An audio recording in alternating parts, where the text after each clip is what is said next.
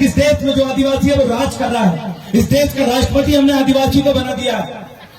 इस प्रदेश की जो राज्यपाल है मैंने इन्हीं के गौड़ समाज से, आदिवासी समाज से बना के रखा है। और वो कहते हैं कि इनको मुफ्त में नौकरियां दे रहे हैं, मुफ्त में कई प्रकार की योजनाएं दे रहे हैं। आज वो लोग नाच गाना कर रहे हैं। विश्व आदिवासी दिवस के दिन आप देख लीजिए आदिवासी कितना खुश है, ये वहां पर पहुंचते हैं और बोलते हैं। आप ही के प्रतिनिधि भारत सरकार जब पहुंचाती है, मैं आपसे सवाल करना चाहता हूं, आप जब विश्व आदिवासी दिवस को जब सड़कों में नाचते हैं, आपके 2 वक्त का खाने के लिए आपके पास खाना नहीं है, आप एक टाइम लकड़ी बेचते हैं, आपके बच्चों को पढ़ने के लिए अच्छा एजुकेशन नहीं है, और जब आप 9 अगस्त को नाच के जब बताते हैं तो वो फोटो उठा के ये संयुक्त राष्ट्र में कहा जाता है कि आप इस दिन आप खुश हैं, आप शासक हैं। मुझे बताइए कि आप शासक बन चुके, आप खुश हैं?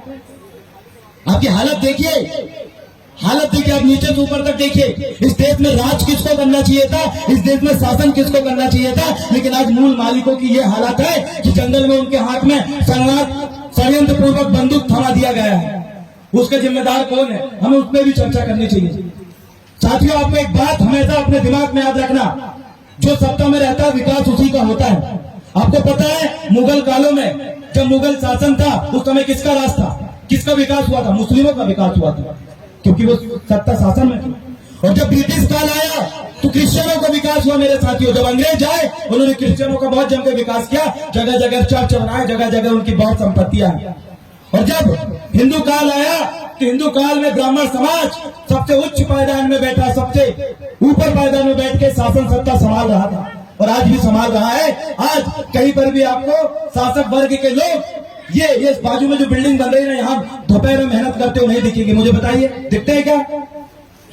क्या शासक वर्ग के लोग आपको सड़क में रोड बनाते हुए दिखेंगे? बताइए मुझे, लकड़ी बेचते हुए दिखेंगे? आपके साथ खंती खोदते हुए दिखेंगे? वो लोग शासक वर्ग बोलो। शासक वर्ग मतलब आप समझ जाइए, वो लोग जिनकी यहाँ सबसे बड़ी दुकानें हैं वो शासक वर्ग है। वो लोग जिनके पास सबसे बड़ी गाड़ी है वो शासक वर्ग है। वो लोग जिनके बड़े बड़े स्कूल और कॉम्प्लेक्स है वो शासक वर्ग है। वो लोग जिनके सैकड़ों ट्रक चल रहे हैं वो शासक वर्ग है। वो लोग जिनको रोड बनाने का भी अगर ठेका मिलता है तो वो शासक वर्ग है। मैं उनकी बात कर रहा हूँ जो आज लाखों करोड़ों की गाड़ियों को घूमते हैं, वो शासक वर्ग है। मैं उनकी बात कर रहा हूँ जिनके ऊपर अत्याचार नहीं होता, जिनकी बहू बेटियों को मणिपुर में जैसे नंगे घुमाया गया आदिवासी महिलाओं को, उनकी महिलाओं को कोई नंगा नहीं घुमाता। मैं उन शासक वर्गों की बात कर रहा हूँ जिनके बच्चे विदेश में पढ़ते हैं और आपका बच्चा थोड़ा सा स्कूल में पढ़ने पर मजबूर है। मैं उन शासक वर्गों की बात कर रहा हूँ जिनके लोग VIP हॉस्पिटलों में इलाज कराते हैं और वही दूसरा वो लोग खटिया में ले जाकर उनकी सड़क में मृत्यु हो जाती है। एक वो गुलाम वर्ग है, एक वो शासक वर्ग है जो आज अमीर बनकर बैठा हुआ है। मैं उसकी बात कर रहा हूँ। आखिर कब तक ये शासक वर्ग और गुलाम वर्ग की लड़ाई कब खत्म होगी? ये खत्म तब होगी मेरे साथियों, हमेशा याद रखना। मैंने बताया मुगल काल में मुस्लिमों का विकास हुआ, ब्रिटिश काल में क्रिश्चियनों का विकास हुआ, हिंदू काल में ब्राह्मण समुदाय का विकास हुआ। जब आदिवासी काल आएगा तो मुझे पता है आप लोग इस देश में राज करोगे, लेकिन वो कब आएगा? आदिवासी काल, इस देश में आदिवासी राष्ट्रपति नहीं, आदिवासियों की राष्ट्रपति चाहिए। इस देश में आदिवासी राष्ट्रपति है, उसके बाद भी आदिवासियों को गोली मारा जा रहा है। इस देश में आदिवासी राष्ट्रपति है, इसलिए हमारे छत्तीसगढ़ के लड़के फर्जी जाति प्रमाण पत्र बनाने वाले लोगों के खिलाफ नंगा घूम रहे हैं, मजबूर हो चुके हैं वो लोग। उनके लिए हमें सड़क में उतरना पड़ेगा और इन्हीं युवाओं को उनका साथ देना पड़ेगा, बैठने को कुछ नहीं होगा। आपने भाई देवरावन भलावी के ऊपर 20-25 से ज्यादा FIR, अग्रिम जमानत पे छूटा हूं, अभी मेरे नाम पे वारंट छूटा, 21 दिन जेल में रहा हूं। किस कारण? ये समाज अगर आज नहीं जागी, ये बच्चे जो अभी सामने खड़े हैं, ये आज अगर सड़कों में नहीं चल रहे हैं तो ये आने वाले समय में गुलाम हो जाएंगे, क्योंकि अंतिम पीढ़ी को बचाने की ये अंतिम पीढ़ी की लड़ाई है। इसके बाद अगर आपने नहीं लड़ा तो आप गुलाम हो जाओगे मेरे साथियों, इसलिए आपको लड़ना पड़ेगा। आपको समझना पड़ेगा सत्ता किसके पास में है, लड़ना किससे है। यहाँ के लोगों को वो नहीं समझता, उनका दोस्त कौन है, दुश्मन कौन है। आज सत्ता किसके पास में, लड़ना किससे है। याद रखना, मुगलों को पता था कि लड़ना किससे और उनका दुश्मन कौन है। याद रखना, आर्यों को पता था कि वो देश में अगर वो आए तो उनका दुश्मन कौन है, लड़ना किससे है। आपको ये भी याद रखना पड़ेगा, जितने भी विदेशी अंग्रेज डच और जितने भी कंपनी आई, उनको ये बात बड़ी अच्छी से पता था कि उनको लड़ना किससे, उनका दुश्मन कौन है। लेकिन आज मेरी ये समाज आज मेरी ये बोली वाली आदिवासी समाज, यहाँ की एसटी एससी ओबीसी मूल निवासी समाज, इनको नहीं पता है कि इनका दुश्मन कौन है, लड़ना किससे है। इसीलिए आप हमारे साथ अपनी लड़ाई हारते हो। और जिसको अपने दुश्मन की पहचान नहीं होती, वो दुश्मनों से लड़ने के लिए कभी रणनीति नहीं बनाता, और जो कभी रणनीति नहीं बनाता वो युद्ध में कभी जीतता नहीं है। इसीलिए आपको पहचानना पड़ेगा आपका दुश्मन कौन है। मेरी माता बहने मेरे पीछे चल रहे, पीछे स्कूल के पास घूम रहे उन बच्चों से मैं कहना चाहता हूं, आपके दुश्मन को पहचानिए। आज मुझे बताइए, आपके छत्तीसगढ़ राज्य में आरक्षण बचाने की लड़ाई कौन लड़ता है और कौन नहीं लड़ता। जो नहीं लड़ता वो आपका दुश्मन है, जो लड़ता है वो आपका दोस्त है। आपकी बहू बेटी के ऊपर जब बलात्कार होता है तो उस बलात्कार करने वाले आरोपियों को फांसी दिलाने के लिए जो व्यक्ति लड़ता है वो आपका दोस्त है, और जो आरोपी के पक्ष में उतर के सड़क में नेतागिरी करता है वो आपका दुश्मन है। आपको पहचानना पड़ेगा। जो आपकी छिनती हुई जल जंगल जमीन को बचाने के लिए सड़क में उतर के लड़ रहा है वो आपका दोस्त है, और जो कॉर्पोरेट और पूंजीपतियों के साथ मिलकर आपको बर्बाद कर रहा है, आपको जंगल छीन रहा है, वो आपका दुश्मन है। इसकी पहचान आपको करना पड़ेगा, और आपने इसकी पहचान नहीं करी, इसलिए क्या नुकसान हुआ आपका पता है। आपका भाई दुश्मन की सेना का सेनापति बन के बैठा है, और वो आपके ऊपर गोली चलाता है, आपके अधिकार खत्म करता है, आपकी जल जंगल जमीन लूटता है, आपके खनिज संपदा लूटता है, आपकी बहु बेटियों को आबरू को बर्बाद करता है, आपके हक और अधिकार को और आपके अस्तित्व को खत्म कर रहा है आपकी आंखों के सामने। वो आपका दुश्मन, उसको पहचानो, लड़ो उससे।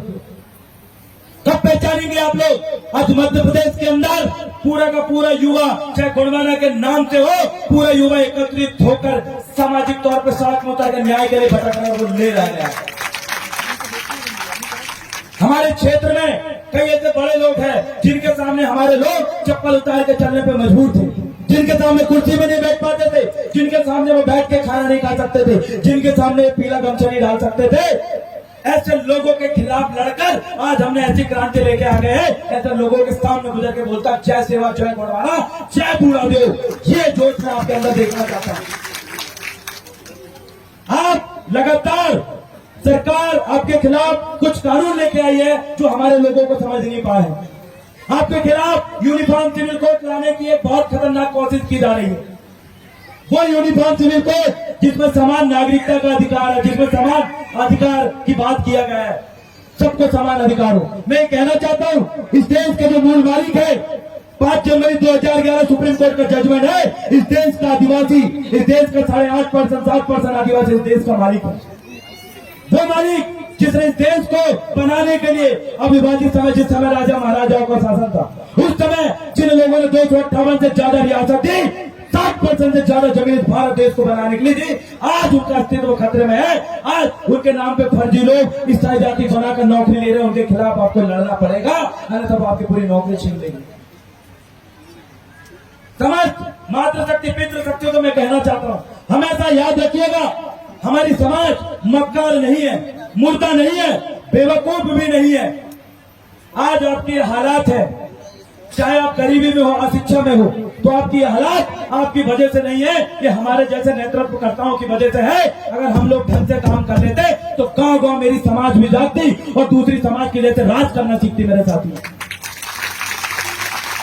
ये हमारी गलती है कि हम आपके गांव तक नहीं पहुंचे, हमारी गलती है कि हमारे पास एक परफेक्ट लीडर नहीं थे, हमारी गलती है कि यहाँ पर युवाओं को हमने शिक्षित, प्रशिक्षित और कैडर नहीं दिया।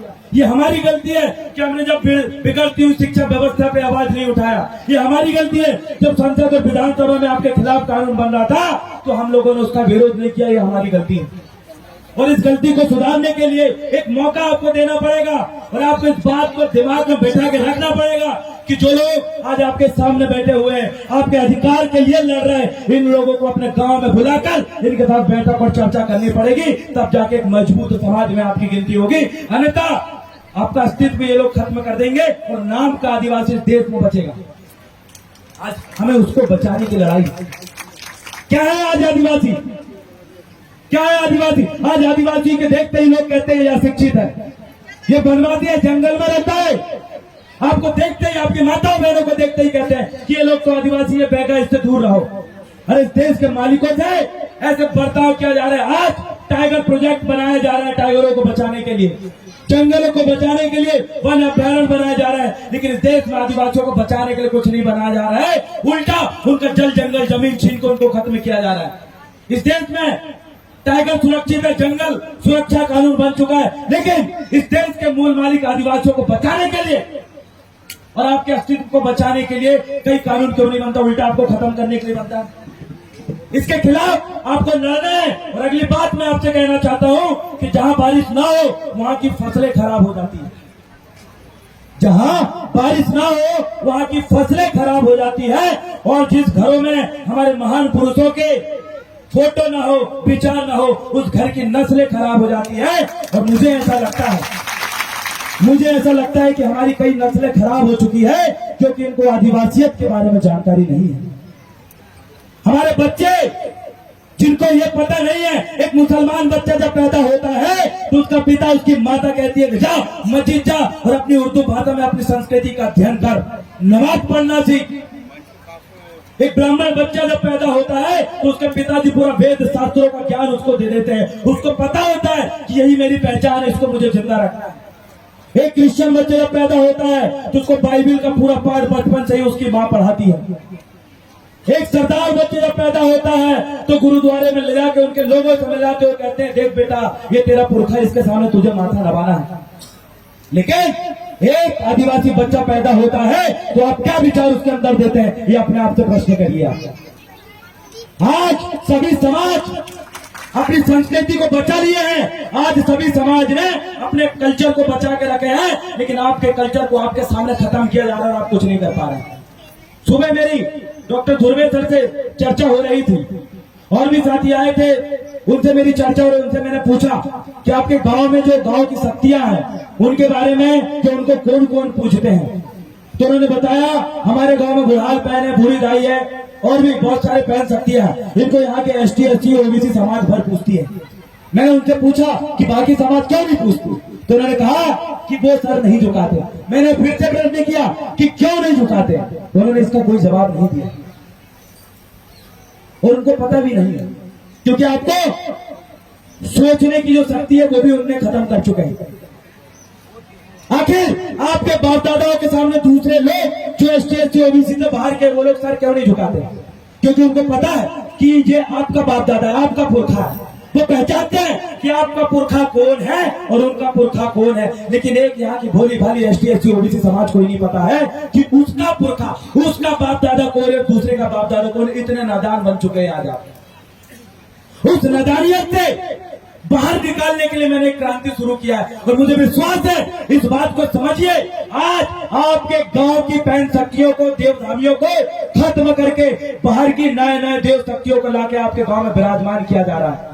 और आपकी वो शक्तियां जो आज से कई पीढ़ी पहले आपके बाप दादा ने स्थापित किया था, उनके ऊपर आज कुत्ता सूसू करके जाता है। लेकिन जो आज की आई हुई नए देवी शक्तियों को स्थापना करके उनके लिए मंदिर बना देंगे, लेकिन आपके पुरखाओं के लिए कोई मंदिर नहीं बना रहा है। आज भी विवाद स्थान में जंगल में पड़ा है, उसकी सुरक्षा कौन करेगा? अपनी बहन शक्तियों के स्थान की सुरक्षा आपको करना पड़ेगा, क्योंकि वो लोग जो आपको अपना दुश्मन मानते हैं वो आपके अधिकार को भी खत्म कर रहे हैं, वो आपकी संस्कृति को भी खत्म कर रहे हैं और वो आपके बच्चों को नशा की आदत में डाल के आपके बच्चों को भी खत्म कर रहे हैं। और आप आंख में आंख डाल के सिर्फ देख रहे हैं, कुछ नहीं कर रहे हैं। और उसी को आपको करना पड़ेगा, क्योंकि मेरे जैसे सैकड़ों युवा आएंगे, बोलेंगे और निकल जाएंगे, लेकिन यहाँ पर निर्भर करता है। मेरा ये मानना है कि यहाँ आपका दुश्मन बैठा हुआ, मुझे बताइए, मैं पूछा यहाँ पर 400 से ज्यादा गांव है कबरदा में, राइट? मेरे साथ पहले नारा लगे, बड़ा पेंटा, छोटो बड़ा पेंटा, बजार पेंटा, दादा मोतीराम गंगाली था, दादा सुरेश सिंह ताराम था, दादा सुरेश सिंह ताराम था। मेरे साथियों, आज आपको एक बात समझना पड़ेगा, आपका जो दुश्मन है उसका लक्ष्य है राज करना। उसका लक्ष्य बन चुका है राज करना, लेकिन आपका लक्ष्य क्या है? आपका लक्ष्य क्या है? और उस लक्ष्य की प्राप्ति के लिए आपने क्या कदम उठाया है? आप क्या रणनीति से काम कर रहे हैं? आपके गांव में आप क्या सोच रहे हैं? तो पूरा हासिल कर निकल के आता है जीरो। जब ये हासिल का जीरो निकल के आएगा तो आपका विकास होगा या विनाश, ये आपको ही पता है साथियों। आपका सिर पर सिर्फ विनाश हो रहा है इतने सालों से। अगर कोई ये बोलता है कि हे आदिवासियों सुनो, मैंने इतने साल से तुम्हारा विकास किया, तो उनको बताइए अपनी स्थिति को, बताइए आपका मुरझाया हुआ चेहरा, बताइए आपकी लाचार जिंदगी, बताइए आपके पास छिनती हुई जमीन, बताइए आपका करता हुआ जंगल, बताइए मरते हुए आपके बच्चे जिनके हाथ में जबरदस्ती षड्यंत्रपूर्वक बंदूक थमाया जा रहा है। ये आपका विकास है? आपको समझना पड़ेगा। आज भारत सरकार आपके लिए वर्ल्ड बैंक से पैसा लाती है, किसके लिए? इनकी एजुकेशन व्यवस्था ठीक हो, इनकी हेल्थ स्वास्थ्य व्यवस्था ठीक हो, लेकिन आपके हिस्से का पैसा नीचे आते आते ऊपर कई नेतागण घटक जाते हैं और आपको इस कागजों में दर्शा देते हैं कि वर्ल्ड बैंक से हमने 500 करोड़ लेकर आया, 600 करोड़ लेकर आया है, और वो पैसा वहीं खत्म हो जाता है। और आप लोग, आपके बच्चे जिन हाथों में लैपटॉप होना चाहिए था, जिन हाथों में कलम होनी चाहिए थी, उनके हाथों में ये अपने बच्चों के हाथ में थमा देते हैं कटोरा। जब आपके हाथों में कटोरा थमाया जाएगा तो आप बताइए आपका विकास होगा या विनाश? बताइए, मुझे बोल के बताइए, विकास होगा या विनाश? आपके बच्चों के हाथ में जब कटोरा थमाया जाएगा तो विकास होगा या विनाश? यही हो रहा है आपके साथ। और ये विनाश तब तक होगा जब तक आप अपने लोगों को आगे नहीं बढ़ाओगे। एक कहानी है जिसमें बहुत बेहतरीन तरीके से समझाया गया है। एक था गधा, गधा सब लोग जानते हैं, और एक कुत्ता। गधा और कुत्ते के बीच में एक होड़ लगी, शर्त लगी कि चलो छत्तीसगढ़ की कुर्सी में कौन बैठेगा? कहां की कुर्सी में कौन बैठेगा? शर्त लगी। मुझे बताइए, गधा और कुत्ता में जब शर्त लगी कि छत्तीसगढ़ की मुख्य कुर्सी में कौन बैठेगा, तो आप बताइए कुत्ता पहले दौड़ के पहुंचेगा या गधा? जोर से बोलिए, जोर से बोलिए, जोर से बोलिए, और जोर से बोलिए। यही आप भ्रम में हो। आपको लगेगा मजाक, ये क्या बोल रहा है? ये साइकोलॉजिक्स है, साइकोलॉजी। आपका दिमाग से खेल रहे हैं लोग। आपको खत्म करने के लिए बारूद गोले की जरूरत नहीं है, आपको खत्म करने के लिए अब वैचारिक गोले की जरूरत। वैचारिक बारूद बन चुके हैं, केमिकल बारूद बन चुके हैं। अब आपके लिए कोई तोप और तीर कमान चलाने के आप लोग चलाते होंगे, लेकिन वो आपके ऊपर ये नहीं चलाएंगे। अब आपका दिमाग में वो अटैक कर रहा है, समझ नहीं पा रहा। आपने बोला कि छत्तीसगढ़ की कुर्सी में कौन बैठेगा, सबसे पहले दौड़ के जोर से बोलो। कुत्ता नहीं बैठेगा। कैसे? आप देख लेना कौन बैठेगा। कुत्ता और गधा दोनों निकलते हैं, बोलता है कि छत्तीसगढ़ में मैं राज करूंगा। कौन राज करूंगा? मैं। गधा और गधा दो चार ठिया है एक गांव, और कुत्ता हर गली में मिलेंगे। अब जब दोनों दौड़ के निकलते हैं तो गधा बिल्कुल मुंह हिलाते हुए आगे रिटर्न चला जाता है। जब गधा निकलता है तो कुत्ता बोलता है ये गधा कहाँ जा रहा है? अरे इसको जाने दो, गधा है क्या है, उसको जाने देते हैं, कोई नहीं भौंकता, वो गधा है ना, बेवकूफ है ना, जाने दो। और जब कुत्ता अपनी गली से निकलता है तो सामने वाली गली का कुत्ता कहता है अरे ये कहाँ जा रहा है? और टूट पड़ते कुत्ता मेरा एरिया में कैसा आया, कैसा आया मेरे एरिया में, पूरा खूना खान कर दिया। आगे निकलता है, वो रायपुर पहुंचता है, और रायपुर में फिर दूसरा चौक में जाता है, फिर कुत्ता मिलता है, फिर अटैक करते कुत्ते, उसको पूरा नौच डालते खूना खान कर डालते हैं। फिर आगे बढ़ता है, फिर कुत्ते अटैक करते हैं, फिर वो खूना खान हो जाता है। फिर आगे बढ़ता है तो फिर कुत्ते मिलते हैं, फिर अटैक कर देता है। फिर आगे बढ़ता है, फिर कुत्ते मिलते हैं। हर एक गली में उनको कुत्ते मिला और उसके कुत्ते ने उसी को काट डाला, उसी को वो काट डाला। आगे क्या हुआ पता है? गधा जाके जब वो कुत्ता जाता है तो देखता गधा कुर्सी में बैठा हुआ। क्या सीख मिलती? इससे सीख मिलती है कि कुत्ता ने कहा कि सुन गधा, मेरे अपने लोगों ने मेरा साथ नहीं दिया, मेरे अपने लोगों ने मुझे पैर पकड़ के खींचा, मेरे अपने लोगों ने मुझे काटा मारा, मेरे अपने लोगों, मेरे समाज के, मेरे बिरादरी के लोगों ने मुझे काटा, रोका। नहीं तो तेरी औकात भी नहीं थी कि तू इस छत्तीसगढ़ की कुर्सी में बैठता मेरे साथ।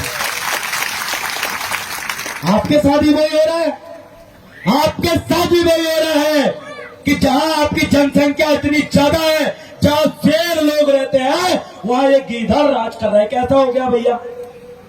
आपका मध्य प्रदेश में देखिए आदिवासियों की जनसंख्या वो 13%। उत्तर प्रदेश देखिए जहां 13% यादव की आबादी, वहां पर कितने मुख्यमंत्री बना दिए उन्होंने। ये महाराज देखिए वह कुंडी पवार की आबादी कुछ % उन्होंने मुख्यमंत्री बना दिया। लेकिन छत्तीसगढ़ अरे 30-32-35% आदिवासी एक मुख्यमंत्री नहीं बना पा रहा सिर्फ इस वजह से कि आप अपने लोगों को काटने का काम करते हो। आप जिस दिन सपोर्ट करने लगोगे, मैं आपको इस मंच से गारंटी देता हूं, इस प्रदेश में घुसकर राज करने वाले शरणार्थी यहां से छोड़ के भागेंगे, अपना कॉन्ट्रैक्ट छोड़ के भागेंगे, अपना पेट्रोल छोड़ के भागेंगे, अपना करोड़ों का बनाया हुआ स्कूल छोड़ के भागेंगे, आपकी जमीन में जो कोयला निकाल रहे हैं वो सब छोड़ के भागेंगे। लेकिन आपको अपने लोगों का साथ देना पड़ेगा। अगर आप उन कुत्ते की तरह अपने लोगों को काटोगे, क्योंकि आज जन चेतना आई है, आज हमारे लोगों में, हमारे मुखियाओं में जन चेतना आई है। उन्होंने एक आशा जताई है कि बहुत हो गया गुलामों, बहुत हो गई गुलामगिरी भैया, बहुत हो गई, अब इस गुलामगिरी से हम छुटकारा पाना चाहते हैं। उन्होंने कदम बढ़ाया है और आपको इन्वाइट किया है कि अपनों का साथ दो, दुश्मनों का साथ दोगे तो वो आपको खत्म करेंगे। इसलिए आपको अपनों का साथ देना पड़ेगा और आने वाले समय में शासन की उस कुर्सी में अपना आदिवासी भाई को बैठाना पड़ेगा। आप दिखाइए, अब की बार आदिवासी सरकार, जोर से बोलिए, अब की बार, अब की बार। आपको बोलना है मालक है, मालक है। आदिवासी देश का मालक है, आदिवासी देश का मालक है, सरकार देश की चालक है, सरकार देश की चालक है। जय जोहर का नारा है। जिनका ये भारत देश है, आप लोगों से मैं पुनः अपील करता हूं, इस बार हमारी सरकार, अब 3 चीज याद रखना, मैं आपको 3 चीज का मूल मंत्र दे रहा हूं। एक है मान सम्मान, एक है दान, दूसरा है सम्मान और तीसरा है मतदान। आप गुलाम क्यों हो पता है आपको? आप गुलाम इसलिए हो, मैं गुलाम किसको बोलता हूं, मेरे को साथी जिन्होंने बैनर जारी किया था कल, जिस समाज के ऊपर, गुलाम की परिभाषा क्या है मेरे हिसाब से, जिस समाज के ऊपर अन्याय, अत्याचार, शोषण, भ्रष्टाचार, महिलाओं का बलात्कार, जमीन छीन रही है, उनको शोषण हो रहा है, वो समाज जिसके ऊपर अन्याय, अत्याचार, शोषण, भ्रष्टाचार होता है, उस समाज को गुलाम समाज कहते हैं। और जिस समाज के ऊपर ये शोषण, भ्रष्टाचार का कोई असर नहीं पड़ता, उसको शासक समाज कहते हैं। और आपको क्या बनना है, क्या बनना है? आपको अगर शासक बनना है तो 3 चीज मेरी याद रखिए, मैं लिख के दे रहा हूं आपको कि आने वाले समय में आपका यहाँ पर राज होगा। और आदिवासियों का जहां राज होता है वहां किसी का अपमान नहीं होता, याद रखना। ये 60% जमीनों में हमने कई गैर समुदायों का सम्मान पूर्वक जीने दिया, रहने दिया। तो 3 चीज क्या है? पहली क्या बोला मैंने? दान। गैर लोगों को दान 1 रुपया मत देना। दान उसी को देना जो तुम्हारी समाज के लिए मरने और लड़ने को तैयार है। दान उसी को देना जो दिन रात अपने बीवी बच्चों को छोड़कर साथ में उतर के सिर्फ ये भोले वाली समाज के लिए लड़ रहा है। दान उसको देना जिसके अंदर दर्द है कि उसकी माता फटे कपड़े में उसके सामने बैठी है, उसको देना। दान उसको देना जो यहाँ के पूंजीपतियों को उखाड़ने की बात करता है, उसको आपको दान देना पड़ेगा। लेकिन अभी तक आपने दान अपने दुश्मनों को दिया। आपने सांप को दूध पिलाया और जब सांप दूध पी के बड़ा हुआ तो तुमको ही डसा। दूसरी चीज है दान के बाद है सम्मान। आपने क्या किया? आपने दूसरों को अति से ज्यादा सम्मान दिया। पहले पुरखा कहते थे कि अपने चूल्हों के किनारे दूसरे को, बाहर के लोगों को मत बैठाना बेटा, बाहर के लोग चूल्हों के आगे ना आए। और आपने क्या किया? गैर लोगों को इतना सम्मान दे दिया, आपके वो चूल्हों के पास चले गए और आपकी माताओं बहनों का शरीर को नोच रहे हैं, बलात्कार कर रहे हैं। ये आपने सम्मान दिया ऐसे लोगों को। जिस दिन आप ऐसे लोगों से दूर हो जाओगे, जिस दिन ऐसे लोगों को सम्मान देना बंद कर दोगे, अपने लोगों का सम्मान दो। जो बुजुर्ग यहाँ पर दूर से आए उसको सम्मान दो। जो अधिकारी अपनी नौकरी को एक बहुत बड़ा संकट में डाल के तुम्हारे लिए लड़ रहा है उसको सम्मान दो। वो पंडा पुजारी, वो धर्म परिषद के लोग जो आपके लिए लड़ रहा है उनको सम्मान दो। वो असली हक है उनको सम्मान का, तब जाके आप इस देश के शासक बनोगे। लास्ट चीज दान, मतदान। और लास्ट क्या है? सॉरी, दान, सम्मान और मतदान। मतदान आपने गैरों को किया। मतदान का मतलब क्या होता है? मत मतलब अपनी बुद्धि, मत मतलब अपना फैसला लेने का, निर्णय लेने की क्षमता। उस मत को आपने क्या कर दिया? दान कर दिया। जोर से बोलो, क्या कर दिया? जोर से बोलिए, माता ने क्या कर दिया? और जब आपने अपना मत को दान कर दिया तो आपने गलत लोगों को दान दिया है। हमेशा याद रखना, वोट और बेटी ये हमेशा इज्जतदार, सम्मान और जिनकी समाज में इज्जत है ऐसे लोगों को दी जाती है। लेकिन आपने बेटी जैसा मतदान को, जैसा बेटी के लिए आप रिश्ता छान छान के ढूंढते हैं। क्यों? लड़का पीता तो नहीं है, उसके पास 2 वक्त का खाना खिलाने के लिए पैसा है कि नहीं? आप जो सोच समझ के बेटी देते हो उतनी सोच समझ के आपको वोट भी देना है। जब आपने मतदान सही लोगों को, इज्जतदार लोगों को आप दोगे, तब जाके आपके लोग शासक बनेंगे। अन्यथा शासक बन पाएंगे क्या? शासक बन पाएंगे क्या? शासक बन पाएंगे क्या? नहीं बनेंगे। इसलिए आप इस बात को समझिए, आपकी लड़ाई जो लोग नहीं लड़ते उनके संगठन का, उनकी पार्टी का गमछा भी अपने गले में अगर आप डालते हो तो आपके लिए वो दुश्मन है, आपके लिए वो दुश्मन है। जब मैं जेल गया तो मेरे खिलाफ बजरंग दल के लोग सड़क में उतर गए। मैं उनको बोला कि भैया आप आदिवासियों के लिए लड़ो, हम आपके साथ जुड़ेंगे। लेकिन बोले नहीं, तुम बोले जो एट्रोसिटी एक्ट है उसको बचाने के लिए सड़क में उतरो। मैंने को कहा भैया जो एट्रोसिटी एक्ट तुम्हें पसंद नहीं है, बोले नहीं इसको खत्म करो। अच्छा, फिर मैं उतरा, भोपाल में गया एक मंच में अधिकारी कर्मचारियों के साथ, वहां पर मैंने आरक्षण बचाओ आंदोलन किया। फिर वो मेरे खिलाफ सड़क में उतर गए। मैंने ये बोला कि भैया हमारे लोग तुम्हारे साथ जुड़े हैं, आज तुम्हारे पीछे 70% आबादी खड़ी है वो यही आदिवासी समाज की है, और तुम उन्हीं के अधिकारों के खिलाफ बोल रहे हो। याद रखना, जिस दिन वो 70% लोग अगर जाग गए तो तुम्हारी खटिया खड़ी बिस्तर गोल हो जाएगी, यहाँ बैठने की जगह भी नहीं मिलेगी। ये हमने उनको काम दी, हमने जगाया। यहाँ के युवाओं को भी जगाना चाहता हूँ, क्योंकि जिधर जमानी जाती है उधर जमाना जाता है। ये दादा हीरा सिंह मरकाम हमेशा कहते गए हैं। दादा कहते थे जिनका रहेगा राजा उसी का बजेगा बाजा। आपके बीच में राजा साहब बैठे हुए। हमारे छिंदवाड़ा में भी, मैं देवगढ़ परिक्षेत्र से हूँ, मेरा जो गढ़ है राजघराना था वो अमूदागढ़ है। सिवनी में जो कान्हा नेशनल पार्क बना वहां पर हमारा पूरा गढ़ खत्म हो गया। मैं अमूदागढ़ का भलावी गोत्र का वंशज हूँ। और हमारे छिंदवाड़ा में देवगढ़ है राजा जाटवा साहब धुरवा, उन्हीं के परिवार से जिन्होंने नागपुर बसाया, वक्त बुलंद साहब उनके हैं। उन्हीं के परिवार से जिन्होंने भोपाल शहर बचाया, भोपाल साहब सल्लाम है। उन्हीं के संबंध में जुड़े हुए लोग जिन्होंने जबलपुर, मंडला और बाबरगढ़ और 57 परगना में राज किया 1750 साल, वो मरावी राजा भी हमारे क्षेत्र के हैं।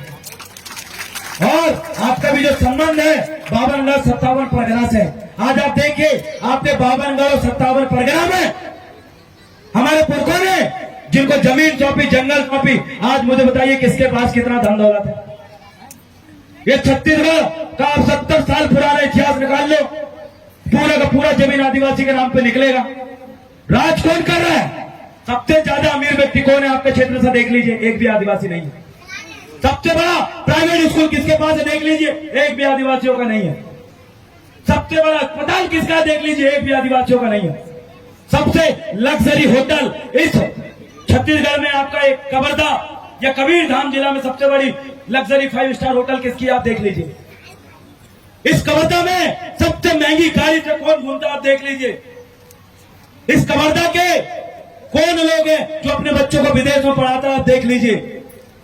इस कवर्धा में सबसे ज्यादा जिसका बड़ा घर है, देख लीजिए किसका है? अधिकतर वो लोग मिलेंगे जो आदिवासी यहाँ के हैं नहीं। वो लोग हैं जिनका यहाँ से कोई वास्ता नहीं है, जिनका कोई इतिहास नहीं है, वो लोग राज कर रहे हैं। क्यों? आपकी वजह से। क्यों? हमारे सम्मानीय राजा को इस बारे में सोचना चाहिए। आपके लिए प्रश्न चिन्ह है।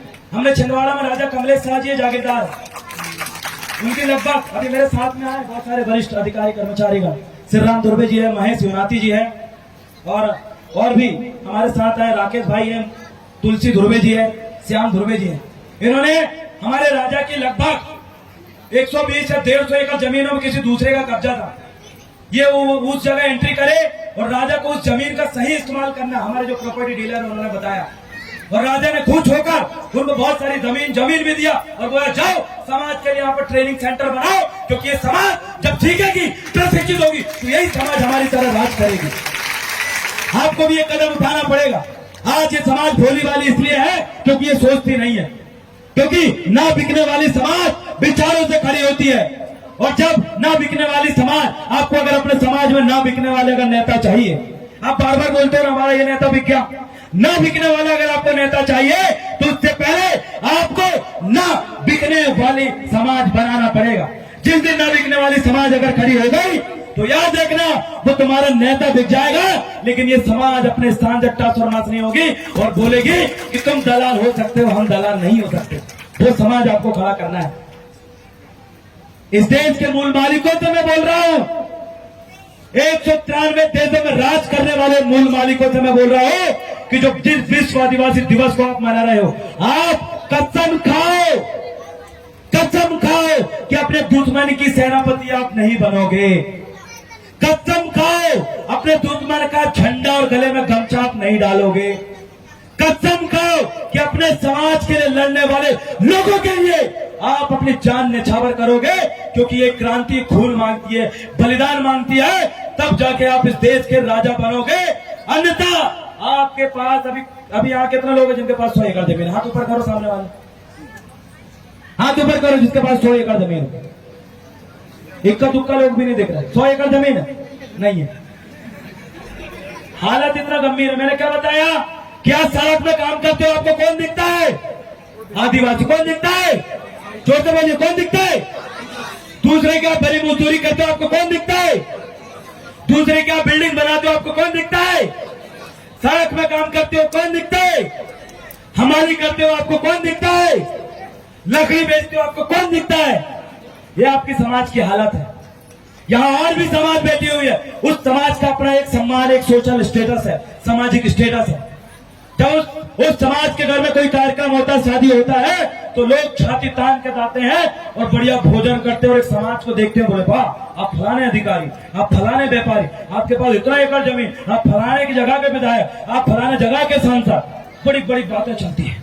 लेकिन जब इस देश के मालिकों के घर में जब शादी होती है, तो वहां पर जब मेरी समाज का व्यक्ति जाता है, एक उस कोना में दारू पी कर पड़ा रहता है, एक कॉलर पकड़ कर एक दूसरे को दाई माँ की गाली देता है, एक वहां एक डिस्पोजल में दारू मिला के पीते हुए दिखता है। आपकी समाज की ये स्थिति बची है।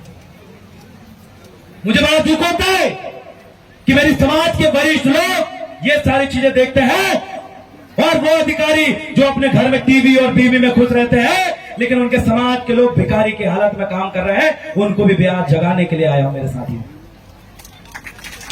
टीवी और बीवी में अगर आप आज खुश रहोगे तो सबसे पहले आपके बच्चे गुलाम बनेंगे।